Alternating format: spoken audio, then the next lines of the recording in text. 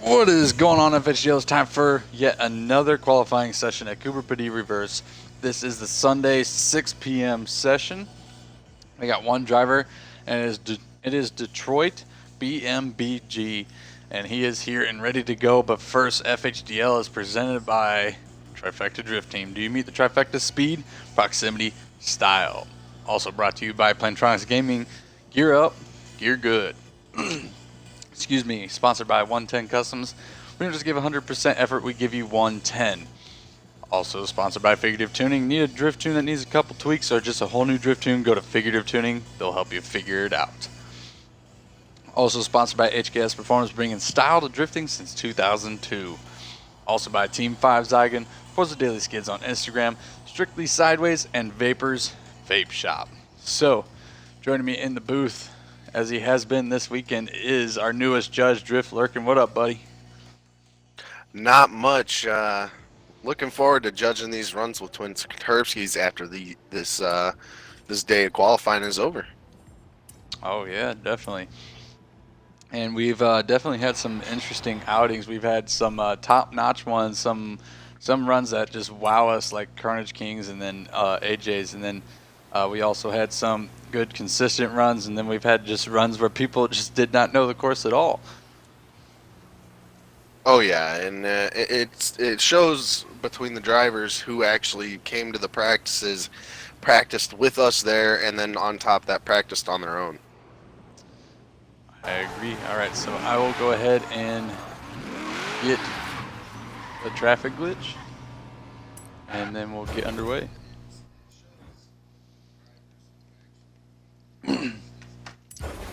All right, so like I said, I believe this is Detroit's first ever FHDL event, so good luck to him, and hopefully he qualifies. Detroit, if you could please pull off to the side of the road, please. Over to the left or right, it does not matter as long as you're not on the road.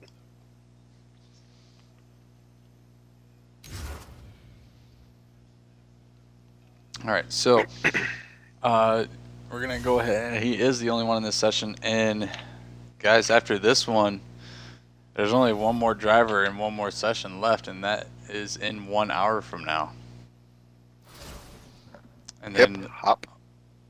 Yep. And then all the qualifying will finally be over for the weekend. Yeah, and it's a good thing that the qualifying will be over, because that means that we will be going into battles very, very soon, and we'll be able to get to see some of those drivers that maybe just crunch their way into those brackets that do better in tandems, maybe causing an upset, kind of like what Bazik did in the last event. Definitely, and JDM Fat Panda was also in the process of doing that, but then unfortunately could not show for his battle in the losers bracket. But anyway, we got to move on. So on with the course preview. The drivers will start here at the end of this white line. Chase car will be on the right, lead car will be on the left, and then they're going to take off after a horn honk, letting us know that they're ready. And then they will do a 40-mile-an-hour roll to the end of this white line here. And then they will mash on that gas, accelerating, and then this course was built for a feint entry, but you do not have to do a feint entry, but you do have to initiate at this sign here on the left, or where my car will be parked, and then you will come back in and for an inside clip, and then we do go off of the road edge, guys, not the lines. We normally do go off the lines, but not for this course. For this course, we will be going off the road edge. So 1 second, guys. Just I thought I seen someone join the party, but nope. Oh, okay. Terpskis let me know they left right away.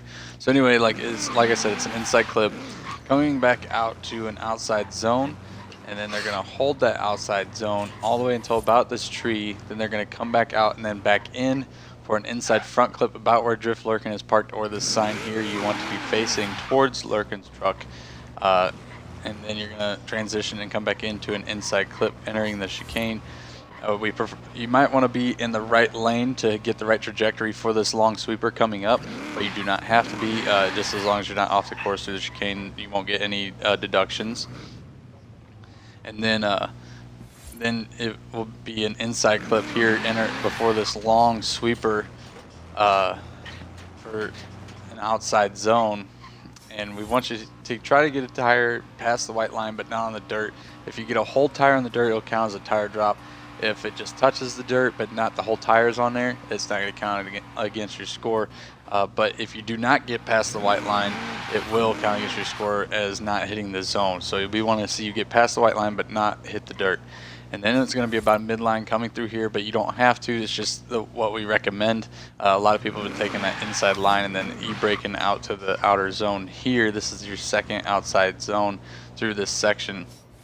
And then you're going to dive back in on a hard decel and getting this inside clip here on the hairpin, sweeping back out to your final outside zone and holding that angle till a speed trap. Once the screen flashes and you hit the speed trap, you can let off the throttle and just cruise.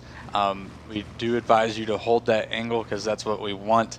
If you do not and you go opposite drift, that will be a 0, as well as dropping more than 2 tires in one area or spinning out will also result in a 0, and then straightening out is a major deduction, just for reminding the drivers. So now I'm going to go park at the initiation point, and then we'll go over the course on a full pass with Terpskis. And as rain is coming down, we're going to go ahead and try to get Terpskis running here before the rain is here. Alright, Terpskis, just honk when ready and then you may go. Alright, there's his horn and he's off and running for the 40-mile-an-hour roll. He accelerates. Nice faint entry coming into the first corner, getting that inside clip with some good angle, hitting the outside zone perfectly. Good display run by Terpskis, getting that inside clip coming down the hill. May have just got the inside clip coming into the chicane. Can he get the exit clip? He does not, but can he get the outside zone? He definitely does. And just dropping a tire coming into this section here, coming into the outside zone, dropping a tire, but nailing the inside clip and getting the final outside zone before the finish.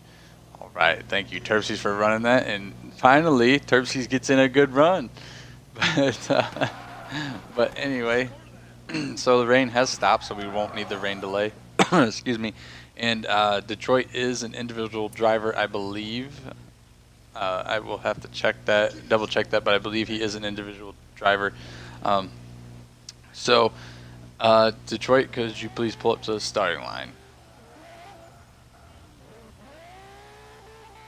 It has started raining. All right, so Detroit, the starting line is all the way back there by Twin Terpskis.